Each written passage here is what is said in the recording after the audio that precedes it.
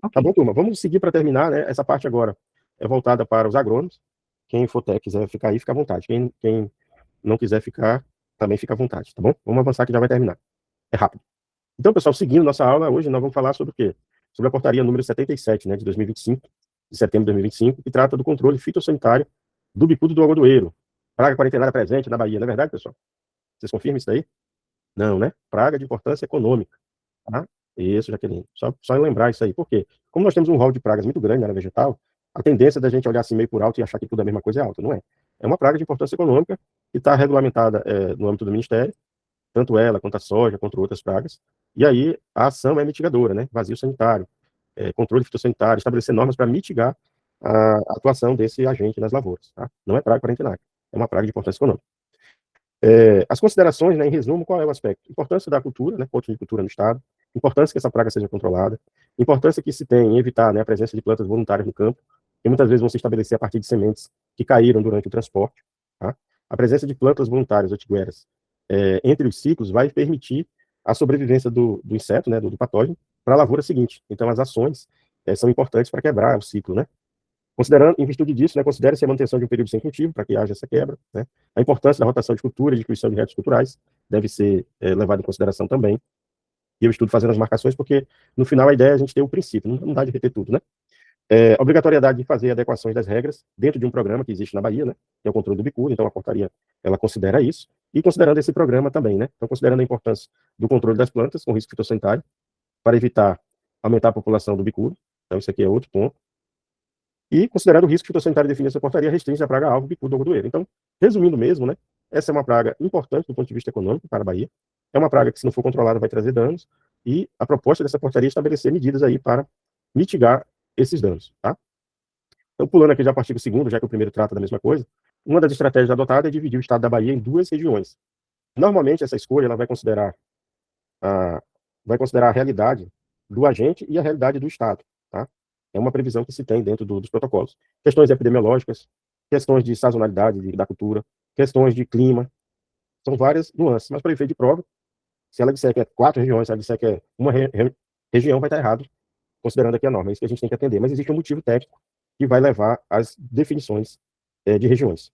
Tá? Porque aí você vai estar trabalhando princípios técnicos científicos para justificar a necessidade dessas duas para o Ministério da Agricultura, para que ele possa colocar no calendário lá. Com relação às definições, o que é mais relevante aqui, que a gente não vai ver em outras normas, é esse termo aqui, ó, plantas com risco fitossanitário. Então, a norma ela define que as plantas de algodão denominadas tigueras, que apresentam estágio de desenvolvimento acima de V3, não é abaixo, tá? Não é acima de V2, não é acima de V5. Então, isso aqui, vamos dizer assim, não é novidade, mas ele está citado aqui e está citado no texto, com muita ênfase. Pode ser aí um caminho de ser destacado aí para estar em uma questão de prova, né? E plantas rebrotadas com mais de 4 folhas por broto, por presença de estruturas reprodutivas.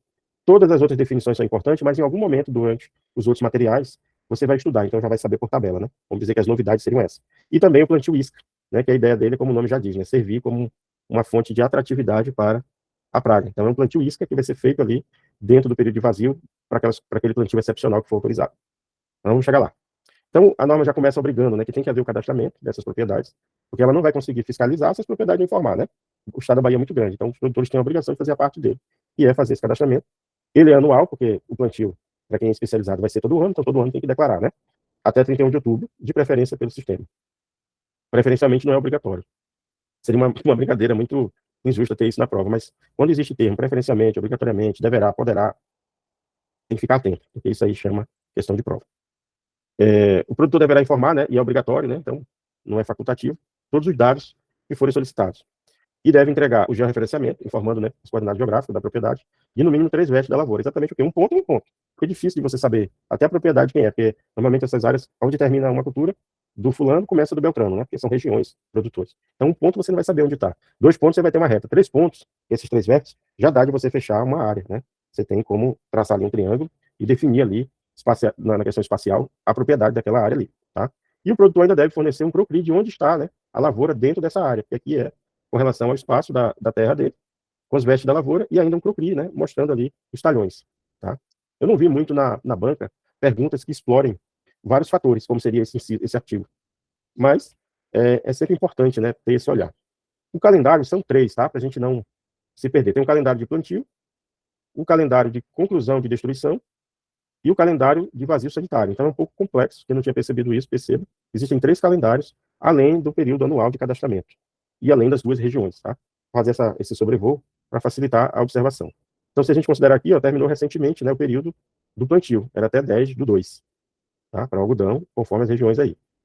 Então, o plantio feito fora desse período deverá, sem ter havido solicitação prévia e aprovação da DAB, será sumariamente destruído. Então, quem não cadastrou no período e plantou, se for identificado, vai sofrer as penalidades aí de destruição.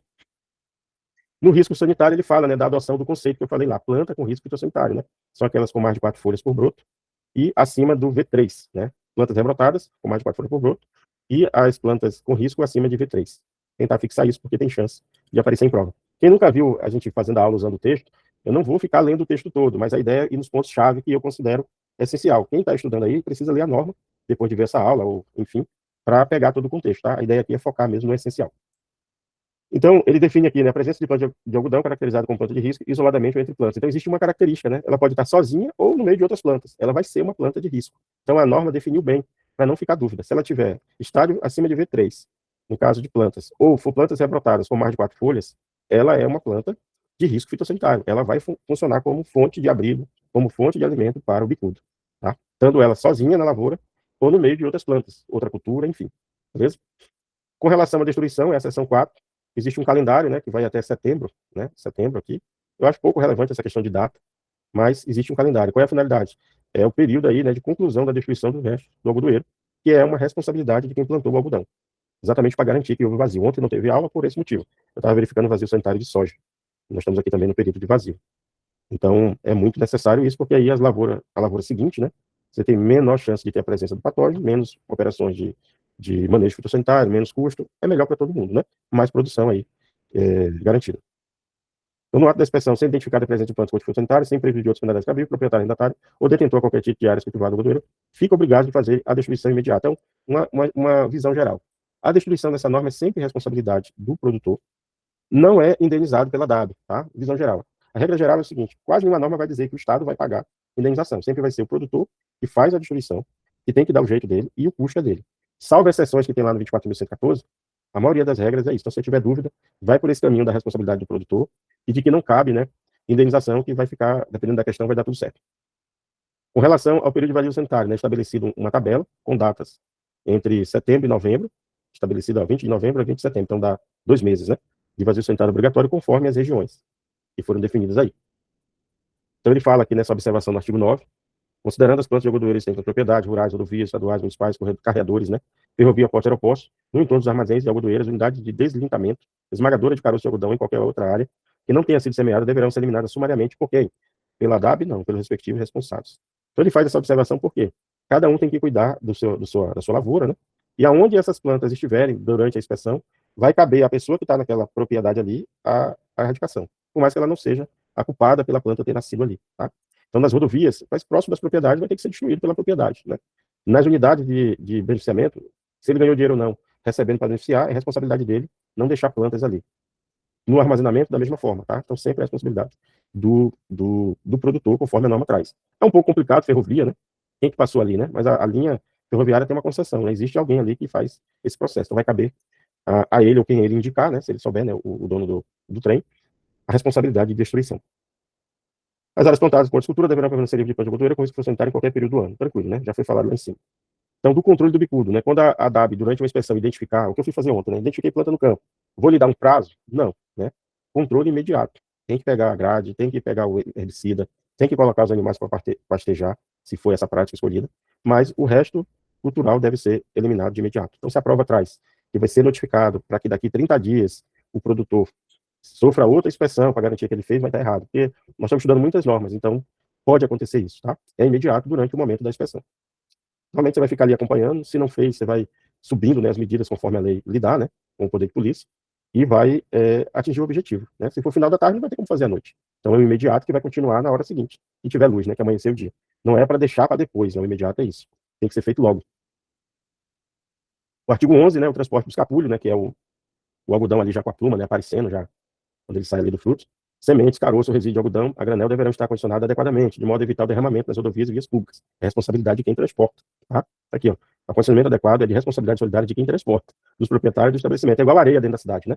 areia nas rodovias, aquela lona cobrindo ali a caçamba, para não jogar areia. Da mesma forma, a semente de soja, outra semente ou outra carga tem que estar protegida, tá? Sob pena de quê? De multa. Sob pena de destruição, poderia complicar na prova, né? Então é multa, não é destruição. Porque no caso aqui, a ideia é mitigar esse ato. Não é um caso de uma planta hospedeira no campo, aí é destruição. Mas um produto mal acondicionado durante o transporte, a pessoa vai receber multa, não é que vai ser destruído. Então, quando está estudando lei, tem que fazer essas conexões. E fazer do jeito que nós estamos fazendo aqui, conversando, entendendo, situando, que fica mais leve, né? Senão não dá certo. As custas para atender o preceitado, nunca tinha ouvido essa palavra, nem de manhã eu vi quando eu li a última vez aqui.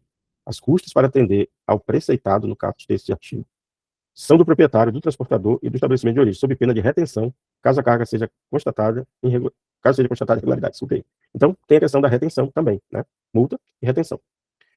Com relação à parte do veículo, né, que vai desrespeitar as normas de sanidade vegetal, a carga só será liberada depois de reparar a lona ou material de vedação, de forma a evitar o derrame de conteúdo nas vias públicas ou nas rodovias, sem prejuízo de outras penalidades cabíveis no caso, que o caso requerer. Exemplo, ela já trouxe aqui duas coisas. Retenção, né, para que haja a aplicação da multa. Todo prejuízo que houver com gás de combustível, não cumpriu o frete, não deu tempo, perdeu a balsa, qualquer coisa, culpa é do proprietário, não é do serviço. Tá? Ele vai só ser liberado depois que o problema for resolvido e ainda, conforme as normas vigentes, ele pode sofrer outras penalidades. Essa é que a norma traz, mas outras penalidades poderão ser acrescentadas aqui, se couber, né, conforme o normativo. O plantio excepcional é aquela coisa excepcional, né? Para alguns casos, eu, Haddad, vou permitir que haja o plantio durante o período de vazio. Então, é o excepcional, tá? A ideia é que a norma já começa dizendo um monte de regra que deve ser adotado no excepcional para depois dizer o que é o excepcional. Então, vamos lá ver as regras, né? Deve ter plantio isca, ou seja, um plantio com a finalidade de atrair, né, os organismos, para que possa haver uma prevenção e controle do bicudo. Intensificação de monitoramento, né, uso de armadilha com feromônio para atrair os insetos, né? Essa questão, espaçamento de 10 a 50 metros, eu não vi esse tipo de alternativa nas questões da banca, mas salta aos olhos, né, é importante fixar, mas eu não vi esse estilo de cobrança. Instalação do tubo mata-bicudo, né, que é uma tecnologia de armadilha, né, que vai ser usada aí como forma de armadilha, né, de captura da espécie. Realização de monitoramento periódica, né, com captação de botões florais para ver a presença dele nos botões. Instalação de armadilha com feromônio sexual. Troca do feromônio das armadilhas. Lembra a música da carambola, né? Um controle bem completo. Por quê? Eu estou plantando dentro de um período que não deveria. Então eu sei que eu tenho risco. Como o risco é grande, eu tenho que usar mecanismos que minimizem o risco. Então a norma é muito dura, é uma das mais atuais que eu já vi. E justifica. Porque é uma região produtora, é uma economia toda que depende que tudo corra bem. Se alguém vai plantar desconectado desses que plantaram no período correto, a ele cabe uma série de responsabilidades, que é tudo isso que nós acabamos de ler, né? Para quê? Para que haja prevenção e controle. Ele consiga produzir essa semente para pesquisa, essa questão dessa semente para ensino, testar poder germinativo de semente, nós vamos ver daqui a pouco, sem colocar em risco a sanidade para os demais, né? Deve haver a leitura das armadilhas a cada 3 dias, né? Para não ficar... Tem as armadilhas, mas ninguém acompanhou, então não vai ter eficácia, né? A área de plantio isca não deve exceder 5% da área total, porque se ela exceder, vai aumentar muito a oferta de plantas para o inseto. Então, a própria técnica aqui já definiu. Então, se eu tenho 10 hectares, eu só posso plantar 5% de áreas aí com plantio risca. Se não houvesse um limite, plantaria mais 5 hectares. Então, cada vez mais aumentaria ali o risco, né, de você ter um vazio mal manejado. Na apresentação do cadastro anual do algodão, o produtor deverá apresentar a W o bloqueio de instalação do plantio, com demonstrativo da área, né? O plantio isca com demonstrativo da área de rotação e área de cultivo. Então, super controlado, né? Para que o servidor consiga fazer o acompanhamento dessas áreas excepcionais com segurança, tá? Traz ainda a possibilidade de autorização antecipada de semeadura 20 dias antes do período estabelecido como foi estabelecido na portaria, né? Exclusivamente com a instalação do plantio isca. A ADAB poderá autorizar o plantio e manutenção de planta viva do algodoeiro durante o período de vazio sanitário nas seguintes situações. Pronto. Aqui ele traz o motivo que justifica a excepcionalidade. Primeiro apresentou uma série de cuidados que devem ser adotados e agora vai dizer, você só tem direito de fazer excepcional nessas condições. Quais são? Pesquisa científica para melhoramento genético, avanço de gerações geneticamente alteradas, o trabalho ainda, né, do produtor ali de semente, da empresa que está melhorando semente, enfim. Produção e multiplicação por instituição de pesquisa, semente pré-genética, né, o processo de uma semente genética, que depois vai ser levada para produção em massa, né, para que chegue a semente para o produtor, ela tem a parte pré, né, a parte dos testes, a parte onde está vendo vários cruzamentos para agregar naquela semente que ele quer, a característica que ele precisa. Então, é um motivo que justifica, né, continua dentro do processo de sementes, né, melhoramento genético. De qualquer forma, é a mesma coisa, mas está subdividido aqui com mais detalhes. Manter solqueira isca em área não superior a 20 por 30 metros durante o período máximo de 30 dias. Então, é permitido, né, informando as coordenadas geográficas, a quantidade de armadilha utilizada no monitoramento devendo ser requerida dada ao procedimento nos 20 dias que antecederem o vazio sanitário. Então, por algum motivo, né, o produtor pode solicitar se ele precisar dessa situação ainda durante o vazio, então ele pode solicitar, solicitado e justificado. Então, é um pedido fundamentado, né? Em caso de teste de germinação, devendo ser eliminadas as sementes logo após, né, que elas passarem por esse teste. São os 5 motivos aí que poderia justificar a excepcionalidade. Seguindo aqui, né, a linha A e C é o quê? Os 3 primeiros, a semente genética, A, B e C, existe uma ressalva. As instituições públicas e privadas deverão obedecer por ano às limitações diárias da seguinte forma, ou seja, como as instituições de pesquisa já sabem que todo ano ela vai estar precisando ser excepcional, a norma entendeu, né, que precisava limitar isso. Porque eu não faço pesquisa só de um ano, eu preciso fazer isso continuamente, não é um esporádico, né? Então ela já disse, ó, se anualmente você só pode plantar 5 hectares por instituição, para o caso de pesquisas, para o caso de avanço de geração de linhagem de algodoeiro, fica limitado a 50 hectares, tá? A pesquisa direcionada à instituição de agricultura terá área limitada ao que for estritamente necessário. Por quê? Porque o objetivo é eliminar resto, né? Então, se uma Embrapa, um outro órgão está fazendo experimento para ver eficiência de métodos de eliminação, nesse caso aí, vai ser combinado com a DAB, né? Ao que for estritamente necessário. Já os outros já têm aqui uma definição prevista. Linhagem de algodoeiro, no máximo 50 hectares. Pesquisa científica em geral, 5 hectares. Então, é uma boa quantidade de área, né? Para um experimento. Acho que ficou mais claro, né? A gente comentando assim, vai ficando mais claro, vai tendo imagem mental, acho que vai facilitando para vocês. Então, a DAB já normatizou tudo, já está tudo resolvido, mas poderá, né, ainda submeter isso à Comissão Técnica Regional do Algodão, que é uma espécie de conselho, né, instituição, que está várias pessoas do meio do algodão que poderá opinar. Então, poderá, tá? Não vai ser obrigado a fazer isso. Então, a DAB, ela não tem a obrigação, mas, obviamente, né, dada as peculiaridades do assunto, ou o pedido, ou mesmo para uma segurança maior, pode passar por esse conselho, por essa comissão, para apreciar algum pedido de solicitação de plantio excepcional. Mas é facultativo. Salvo prova inequívoca da instituição do Estado dentro de um controle aceitável, a ocorrência de praga do bico do algodoeiro, em cultivo autorizado pela DAB, implicará as seguintes medidas. Qual é a situação aqui, pessoal? Você plantou excepcional, certo? Ok. Está tudo liberado. Mas se surgir uma quantidade, além do que seria previsto, uma dispersão muito grande, uma presença muito grande do bicudo, você vai responder, né, pelo que aconteceu, conforme está previsto para quem nem tinha autorização especial. Né? Então, as penalidades serão destruição compulsória da lavoura, mesmo você tendo tido a autorização, você que eu quero dizer, colocando na situação real, o produtor, né, que tinha a excepcionalidade, vai responder conforme ele estivesse fazendo de maneira sem conhecimento do órgão. Então, ele vai perder a área que trabalhou, os custos ficarão para ele, tá?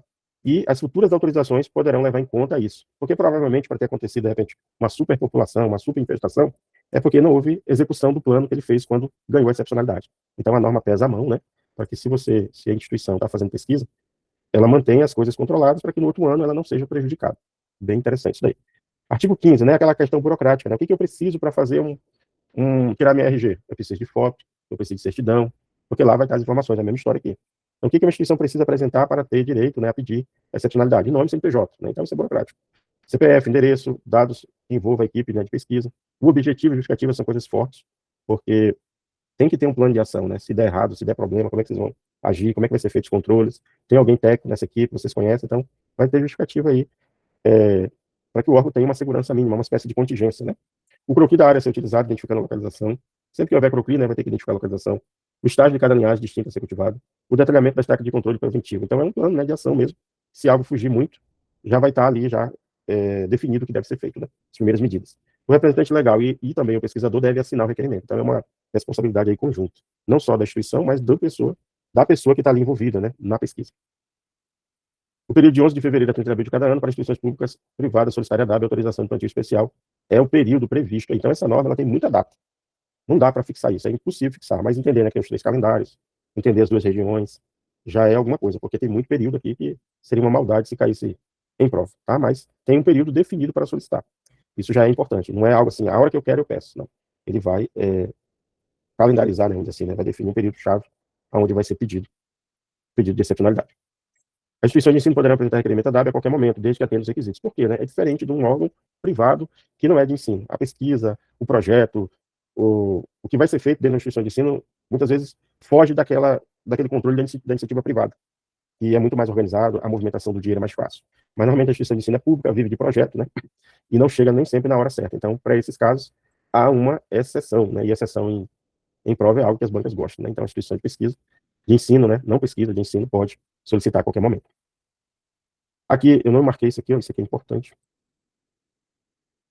Que é vermelho, tá, pessoal? Para quem eu não falei, tudo que envolve prazo, exceção, é vermelho. É uma pequena ação que o cérebro da gente, ele já, opa, aqui tem uma exceção, opa, aqui pode cair. Por que eu marquei marrom? Porque eu acho que é o que pode cair.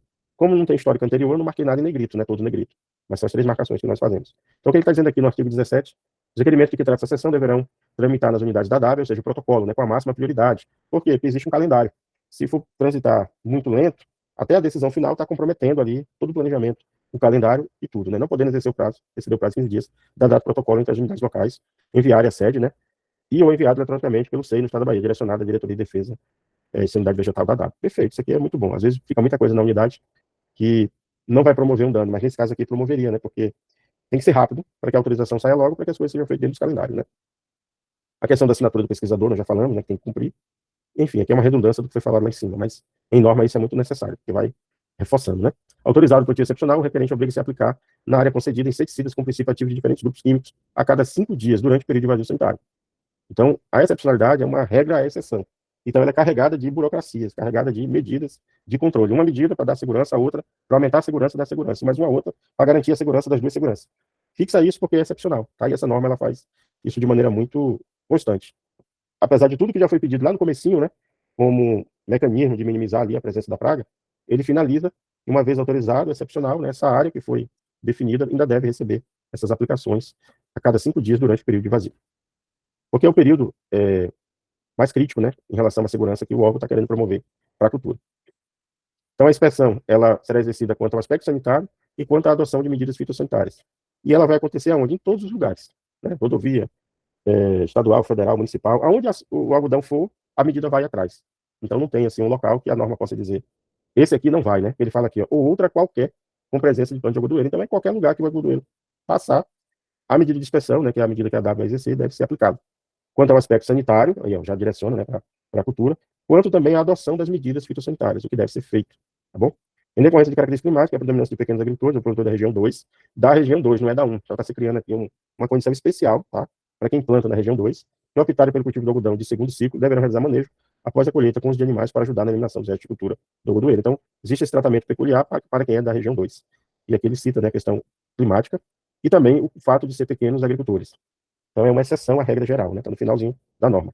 A manutenção desse manejo com animais de pastejo deverá perdurar até o término do vazio, 30 de outubro.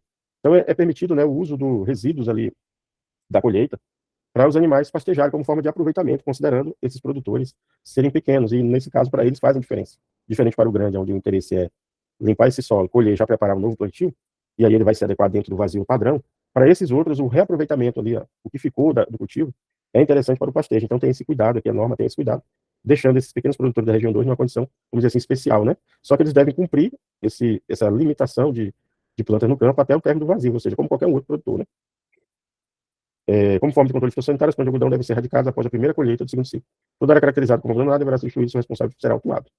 Isso aqui deve ser. Em algodão eu acho difícil, porque o investidor coloca muito dinheiro para colocar algodão no campo. Mas pode acontecer, né? De repente, tomou um prejuízo, sabe que não vai pagar um empréstimo, seria um custo eliminar. Mas infraestrutura tem muito isso. Por quê? Uma área que não tem dono, supostamente não tem dono e foi abandonada, ela vai ser o espaço perfeito para a praga, né? Então a norma pesa a mão e está certinho, porque precisa haver a ação conjunta. O vazio sanitário é como uma campanha de vacinação, né? Se todos se imunizarem, todos vão colher o benefício. Se alguns desse todo não fizer, talvez ele seja ineficaz a vacinação. Beleza? Então, a DAB submeterá, quando necessário, a Comissão Técnica Regional do Algodão, temas referentes à medida fitossanitária para prevenção e controle do bicudo, visando a emissão de parecer com fundamentação técnica científica. Quando necessário, a DAB não se submete à CTR, mas ela usa a CTR como apoio técnico para decisões, tá? Essa relação aqui está bem definida na norma. Então, na prova, não pode enganar a gente, né? Colocando coisas que a CTR vai decidir em detrimento da DAB. Pelo contrário, ela é um apoio e pode ser acionado quando precisa. Essa forma de estudar é como vocês podem exercitar, principalmente quem está chegando agora, tá? Conversando com o texto, especulando o que pode ser cobrado, como poderia ser cobrado, vocês vão fixar muito rápido qualquer uma das normas. E fechando, né, a fiscalização para o cumprimento dos termos dessa portaria ficará a cargo da DAP, que poderá requerer, se necessário, apoio da autoridade judicial e ou policial. Isso aqui é praxe nas normas e necessário, né? Não tem jeito. Beleza, fechamos aí essa norma.